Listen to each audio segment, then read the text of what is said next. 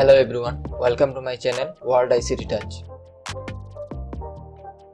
Hello everyone, welcome to kodular full course part 23. গত পার্টে আমরা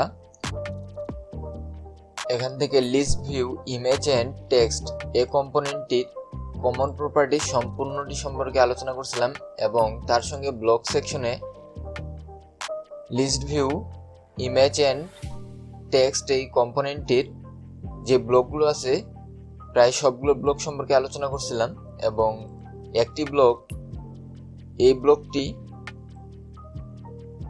একটি অংশ আলোচনা করছিলাম যে আপনি নিজে ডাটা দিয়ে আপডেট করার এই জিনিসটা দেখাইছিলাম এবং এটার আরেকটি অংশ আছে আপনার ইউজারের কাছ থেকে ইনপুট নিয়ে আপনি এটা আপডেট করতে পারেন। এটি আমি নেক্সট পার্টে দেখাবো আপনার ইউজারের কাছ থেকে ইনপুট নিয়ে আপনি কিভাবে লিস্ট আপডেট করতে পারেন। তারপরে নিচের যেই প্রপার্টিস ব্লকগুলো আছে এগুলো আপনাদেরকে প্র্যাকটিস করতে বলছিলাম, আশা করি আপনারা প্র্যাকটিস করছেন।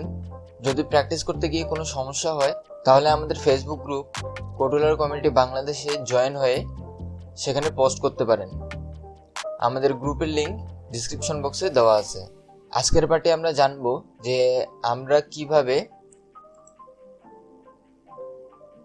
টেক্সটের ফন্ট আপলোড করতে পারবো। এখানে আমরা যে কোনো কম্পোনেন্টের মধ্যে অ্যাডভান্সে কিংবা সাধারণ কমন প্রপার্টিসেও কিছু কিছু ব্লগের ক্ষেত্রে থাকে যে ফন্ট ইম্পোর্ট, অর্থাৎ ফন্ট এর টাইপটা কী ধরনের হবে সেই টাইপটা আপনি ইম্পোর্ট করার একটা অপশন পান। এখানে আপনি ফন্ট কিভাবে ইম্পোর্ট করবেন। তো ফন্ট ইম্পোর্ট করার আগে আপনাকে ফন্ট ডাউনলোড করতে হবে।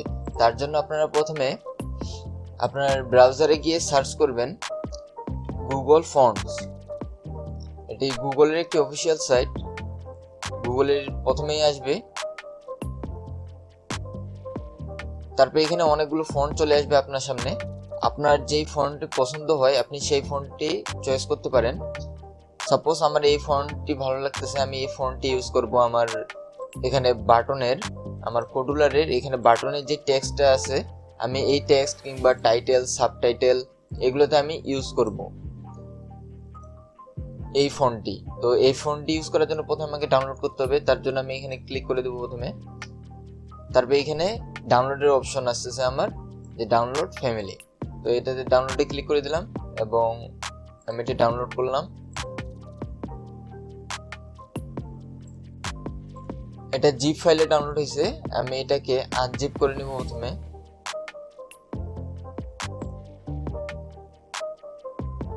ওকে, আমার ফোনটি আনজিপ করা হয়ে গেছে। এখন এটি আমি কোডুলারে আপলোড করব। কোডুলারে গিয়ে আমরা এসিড ফোল্ডারে যেখানে আমরা ইমেজ আপলোড করি এখানে আমরা ফন্ট আপলোড করে দিব। ওকে, আমি এটা ডাউনলোড করছিলাম, এটা আপলোড করে দিলাম। আপলোড দিতে একটু সময় নেবে। ওকে, আমার আপলোড হয়ে গেছে।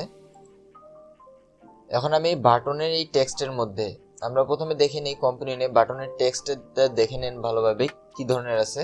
এটা সাইজটা একটু বড় করে দেই, height automatic with full parent size করে দিই 22 যেন বড় হয়ে থাকে, আমরা লেখাটা বুঝতে পারি। এখানে অ্যাডভান্সে আসে, অ্যাডভান্স অপশনে এখানে আছে ফন্ট টাইপ ইম্পোর্ট, অর্থাৎ ফন্টের ধরনটা ইম্পোর্ট করতে আমরা কি ধরনের ফন্ট চাচ্ছি। তো এখানে ক্লিক করলে আমাদের ফন্টগুলো আসবে। আর একটা জিনিস লক্ষ্য করবেন, আপনি অ্যাসিড ফোল্ডারে যা কিছুই আপলোড করেন না কেন ফন্টগুলো শুধুমাত্র ফন্টের ক্ষেত্রে শো করবে আর ইমেজগুলো শুধুমাত্র ইমেজের ক্ষেত্রেই শো করবে। ইমেজে ক্লিক করলে দেখেন শুধু ইমেজ শো করতেছে, দুটো ইমেজ, কিন্তু ফন্টটা শো করতেছে না। ফন্ট শুধু ফন্টের ক্ষেত্রেই শো করবে।